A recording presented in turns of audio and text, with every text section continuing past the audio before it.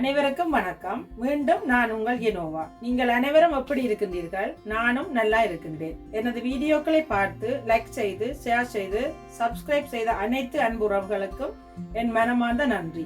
தொடர்ந்தும் உங்கள் ஆதரவை அன்புடன் எதிர்பார்த்து இன்று ஒரு புதிய சமையலோடு வந்திருக்கின்றேன். இன்று நான் உங்களுக்காக இலங்கையில் செய்யப்படுகின்ற ஒரு உணவுதான், அதுதான் எள்ளுப்பா அல்லது சிலர் எள்ளுப்புண்ணாக்கு என்பார்கள். அதை செய்து காட்ட போகின்றேன். இதை குழந்தை பெற்ற தாய்மார்களுக்கும் பூப்பெய்திய பெண் பிள்ளைகளுக்கும் செய்து கொடுப்பார்கள். மேலும் இதற்கு ஒரு பழமொழியும் உண்டு. கொளுத்தவனுக்கு கொள்ளும், இளைத்தவனுக்கு எள்ளும் கொடுக்க வேண்டும் என்று சொல்வார்கள். அதாவது உடம்பு வச்சா நல்ல உடம்பானாக்கள் கொள்ளு சாப்பிட வேணும், உடம்பு மெலிஞ்சாக்கள் எள்ளு சாப்பிட்டா நல்லா உடம்பு வைக்கும் என்பார்கள். இப்ப அந்த எள்ளுப்பாக எப்படி செய்யறதுன்னு நான் உங்களுக்கு என்னென்ன தேவையான பொருட்கள் என்று சொல்லி முதல்ல சொல்ல போறேன். இதுல இந்த எள்ளு புண்ணாக்கு செய்யறதுக்கு, அதாவது எள்ளுப்பாக செய்யறதுக்கு நான் இதுல 300 கிராம் எள்ளு எடுத்து வச்சிருக்கிறேன். அதாவது கிட்டத்தட்ட இந்த பால் பேணியால 2 பேணி நிரப்பாமலுக்கு எடுத்து வச்சிருக்கிறேன். நீங்க அளந்தீங்கன்னு சொன்னா 300 கிராம். இதுல அதுக்கு ஒரு 100 கிராம் உளுத்தம்மா எடுத்து வச்சிருக்கிறேன், வறுத்த உளுத்தம்மா. மற்றது இங்க வறுத்த சிவப்பு அரிசி மா ஒரு 50 கிராம் எடுத்து வச்சிருக்கிறேன். அதாவது இப்ப இது 2 கப்புன்னு சொன்னா இது ஒரு அரை கப்பும், உளுத்தம்மா அரை கப்பும், அரிசி மா ஒரு 1/4 கப்பும். அதுக்கு நான் பெனங்கட்டி தான் போட போறேன். நார்மலா அந்த குழந்தை பெற்ற தாய்மார்களுக்கும் பூப்பெய்திய பெண்களுக்கும் செய்யக்கல பெனங்கட்டி போட்டுத்தான் இதை செய்வார்கள். ஏனென்றால் அது உடம்புக்கு மிகவும் நல்லது, உடல் வலிமையை கொடுக்கும் என்று சொல்லி. அப்போ நீங்கள் விரும்பினாக்கள் பெனங்கட்டி போடலாம், இல்லைன்னா நீங்கள் சீனியும் போடலாம். அப்போ நான் இங்கே 2 குட்டான் பெனங்கட்டி எடுத்து வச்சிருக்கிறேன். இதுக்கு இனிப்பு காணாமல் பெனங்கட்டியும் போட்டு இனிப்பு காணாட்டா போடுறதுக்கு சீனி வச்சிருக்கிறேன். நீங்கள் தேவையான அளவு உங்களுக்கு எவ்வளவு இனிப்பு தேவையோ அதுக்கேற்ற மாதிரி போடலாம். மற்றது இங்கே இதில் ஒரு தேக்கரண்டி சின்ன சீரகம் எடுத்து வச்சிருக்கிறேன், ஒரு தேக்கரண்டி மிளகு. இது 2ஐயும் நான் வறுத்து பவுடராக்க போகிறேன். மற்றது கொஞ்சம் சுடு தண்ணி வேணும். இது எல்லாத்தையும் அடித்த பிறகு நீங்கள் கொஞ்சம் கொஞ்சமாக விட்டு பிரட்டுறதுக்கு. இவ்வளவுதான் இந்த எள்ளுப்பாக செய்யறதுக்கு தேவை.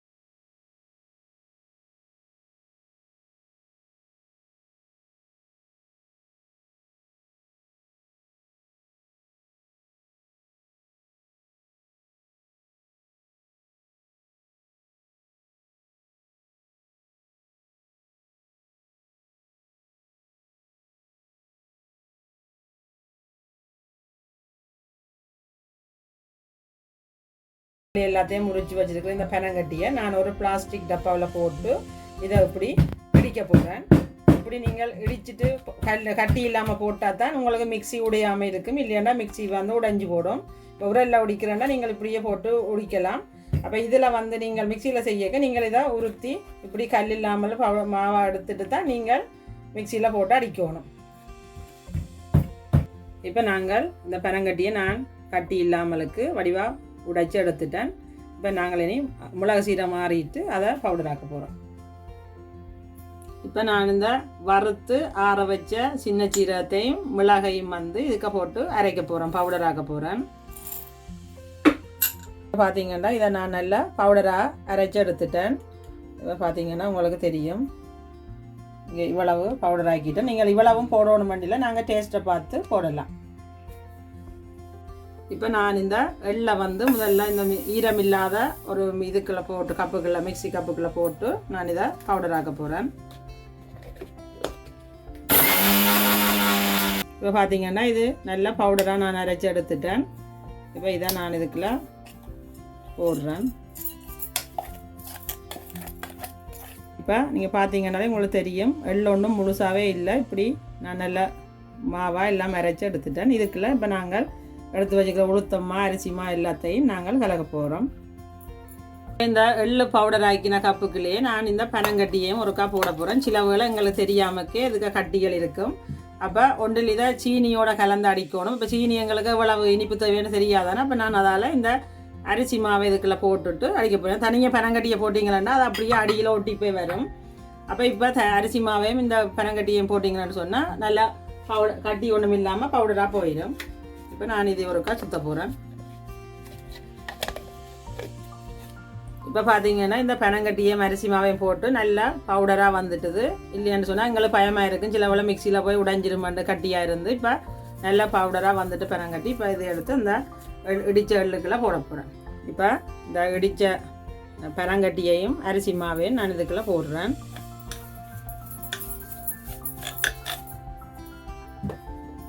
கூடவே இதை எடுத்து வச்சுக்கிற உளுத்தம்மாவும் போடுறேன். இது வறுத்து பவுடர் மேல் கருப்பு தோல் எல்லாம் எடுத்துட்டு பவுடர் ஆக்கின உளுத்தம்மா. இதில் இப்போ இந்த பவுடர் ஆக்கி வச்சுக்கிற மிளகு சீரகத்தூள் நான் இப்போ 2 தேக்கரண்டி போட போகிறேன்.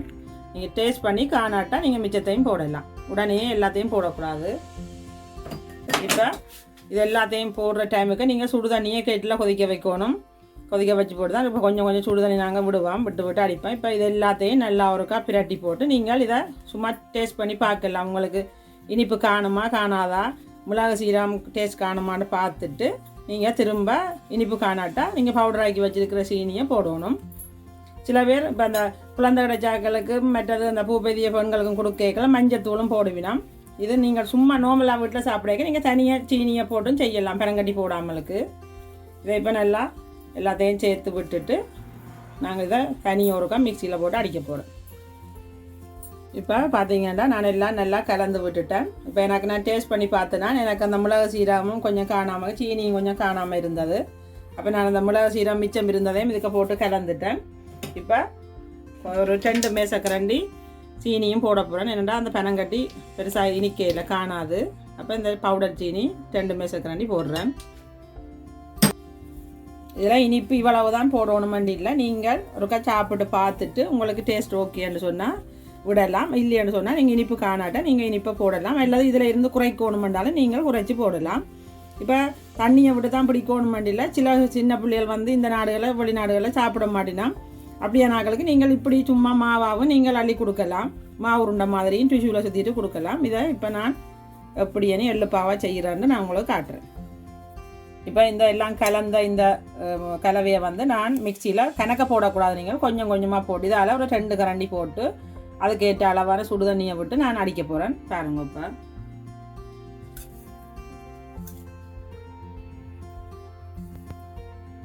இப்போ நான் இந்த மாவில் ஒரு 2 கரண்டி இதுக்கு போட்டுட்டேன். இதை முதல்ல தண்ணி விடாக்கு முதல் ஒரு கவரை சுற்ற போகிறேன். இப்போ ஒரு சுற்றி எடுத்துட்டேன். இதுக்குள்ள நான் இப்போ ஒரு மேசக்கரண்டி அளவு சுடு தண்ணி கொதிச்ச தண்ணி விட போகிறேன்.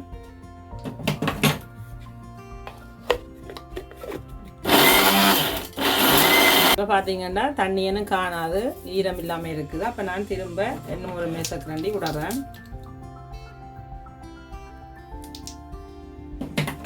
நீங்கள் எடுத்த உடனே கணக்க விடக்கூடாது. இப்போ நீங்கள் பார்த்தீங்கன்னா நான் 2 மேசக்கரண்டி விட்ட உடனே இப்படி உருண்டு வந்துட்டு நீங்கள் இப்படி கையால் பிடிச்சி பார்த்தீங்கன்னா உங்களுக்கு தெரியும் இந்த உருண்டை பிடிக்க வருகுது. இந்த பதம் காணும். இப்போ நான் இதை வெளியில் எடுக்க போகிறேன். இப்போ பார்த்தீங்கன்னா இது இப்படி அரைப்பட்டுட்டு நான் இதை இப்போ வெளியில் எடுத்து காட்டுறேன். இப்படி உருண்டு கொண்டு வந்து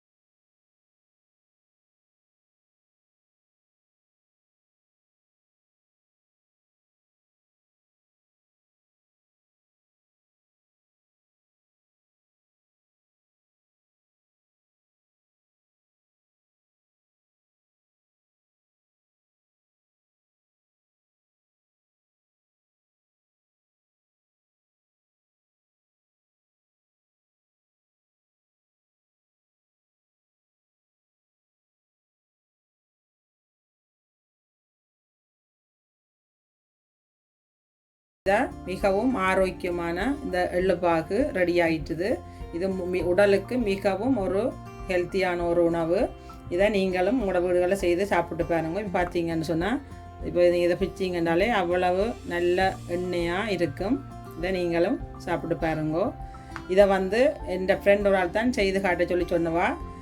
அவள் தான் இந்த யூடியூப் தொடங்குறதுக்கும் ஒரு முக்கியமான காரணம் புஷ்பான்னு சொல்லி அவளுக்காகவும் இதை பார்த்து கொண்டிருக்கிற நேயர்கள் உங்களுக்காகவும் இதை நான் செய்து காட்டியிருக்கிறேன். நான் செய்த இந்த எள்ளு புண்ணாக்கு உங்களுக்கு பிடிச்சிருந்தா லைக் பண்ணுங்கோ, ஷேர் பண்ணுங்கோ, சப்ஸ்கிரைப் பண்ணுங்கோ. மீண்டும் இன்னும் ஒரு புதிய சமையலுடன் சந்திக்கும் வரை நான் உங்கள் எனோவா. நன்றி.